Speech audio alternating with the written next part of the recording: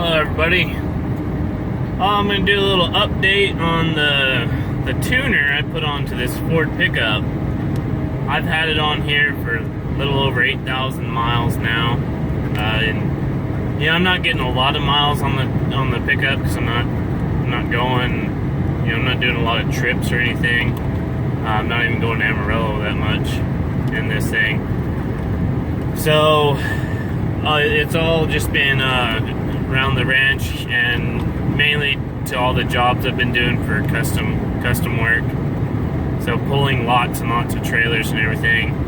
And so far, I'm pretty happy with it. I've been very pleased with how well it'll pull a trailer. I've gotten a little bit more horsepower out of it, and mainly because I took the DEF unit out and the big particulate filter, which is the muffler, which that thing is just a giant paperweight. But I took that out, and it's gotten a lot of free flow through the system. And I did the lowest tune that I could on the Spartan tuner, which was 40 horsepower. That was the lowest tune I could do. And the reason why I did that is because a lot of the people who are taking these high performance tuners and putting them on their vehicles and putting the big tunes on them are putting trailers behind them, and they're shelling out their motors because they're just dumping too much diesel into the engine. And that's this pickup's got way more power than it needs already. The biggest issue with this pickup is getting things stopped, because I can put, usually with the flatbed trailer hauling hay, I can put 32,000 pounds with the trailer. So the pickup will average 40,000 pounds, and that's a lot of weight. I think the average or the legal limit in New Mexico is 25.6 or 25.6 or 26.5. It's 26,500 pounds for your standard driver's license. So way over the legal limit. But the biggest thing is just getting it stopped, and I can do the same thing with my stock trailer and cattle. I mean, I can put way more weight on there than I need to. But I've got trailer brakes on that and the swather trailer. I don't know what the swather weighs, but it is heavy, but the pickup pulls it just fine. So as far as fuel economy for around the ranch, it's just as terrible as it was. And making short little trips to Dalhart, I'm getting the exact same as I was, 11.2, which is, it's terrible. But this pickup wasn't built for fuel economy. When I ordered this pickup, it does have the single rear wheel in it. It's a longer frame pickup. It's got a 9-foot flatbed, but I've got a 550 springs under it. They put the extra heavy duty springs on the rear end and the front end. So it's got the spring packs out of a 550 instead of a 350. So that's why I can put so much weight on this pickup, and it barely levels it out.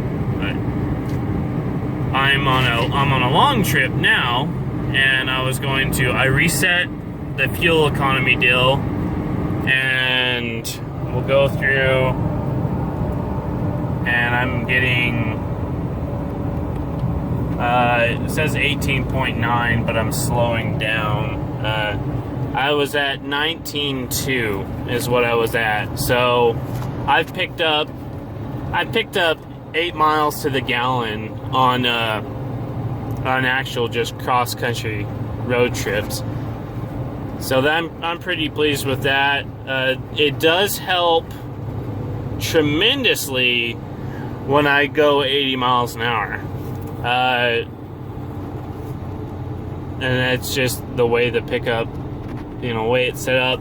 I will get worse fuel economy at 75 than I do at 80. And so that's and I run 80 anyway. This pickup doesn't have cruise control, which kind of sucks, but I've never owned a pickup with cruise control. So, and I usually just, I mean, when I get my foot set at 80, that's usually what I'm running. But this kind of show you where I'm going through. I'm in Rolla, Kansas right now. I'm going to go see my wife for a couple days before we start weaning calves and start all of our fall work, because once that starts, then I'm not going to be able to go anywhere. I do have some calves on the sale, the Superior sale tomorrow, so I was going to wait till tomorrow to go, but I got to be where I have service on my phone so I can talk to that. I'm going to try to dump some of the calves if I can get them break even where I need them, and then just go from there, because that's where life is. I got a phone call, so. Alright. So, I'll put my hand in front of the camera. The tuner is expensive, and it really doesn't matter whether you got a Chevy or a Dodge or a Ford. On these new diesel engines, wait till the warranty goes out on it, because I mean, that's just for what it costs to replace things. That's just I think it'd be silly to do it any other way. And there are a lot of options out there. I will tell you, I looked through a tremendous amount of them, and there's only so much looking you can do before you finally just got to call up the company and just start picking their brain about it, because I've seen a lot of like H&S tuners and things like that, and we finally called this company. I think they're out of Michigan, or I think that's where they're out of. It's it's a Spartan Phalanx tuner, but when we finally called them up, it's I don't want to go take this pickup to a racetrack just so I look cool and it so it sounds cool. I would like to keep this pickup running, because I don't want to go drop $50,000 for a new pickup because the engines are having troubles because the DEF units. And I kind of looked at it. I could have kept the DEF unit on it. At some point, my EGR cooler would have failed. That's a common thing on pretty much all the new pickups, because they can't breathe. They can't push out the exhaust, and so those things get full of soot, and it blocks them.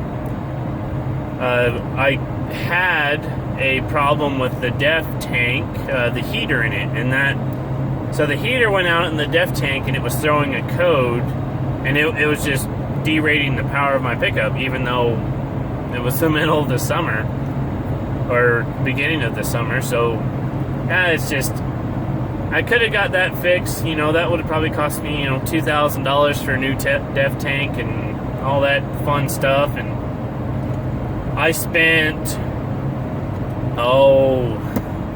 the tuner cost $1,700 for the program. And if I wanted to go get somebody else's program, I could still use the one I have.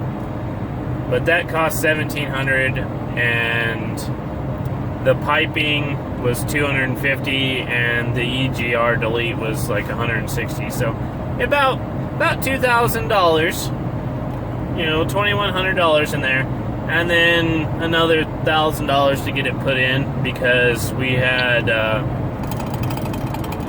little bit of trouble with the EGR delete. I wasn't doing it at 1,300 miles like everybody else, so all the bolts come out nice and easy. We actually had 2 of them snap off that we had to drill out and tap and to do a block off plate. But so you're looking at $3,100. If I get a boost in fuel economy, this thing will pay for itself in about 100,000 miles. If I don't, it'll just make it more reliable, so I'm not sitting on the side of the road. Is definitely worth it. But that's kind of where it's at now.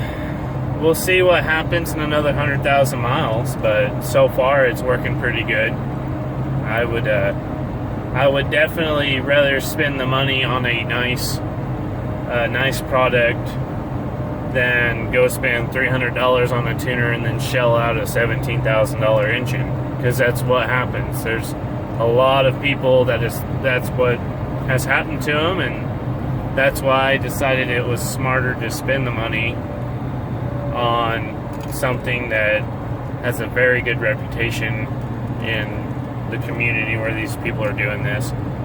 But so that's where that's at. I'm glad that I am getting a better fuel economy, because it's kind of, 11 miles an hour is not very, or 11 miles to the gallon is not very fun.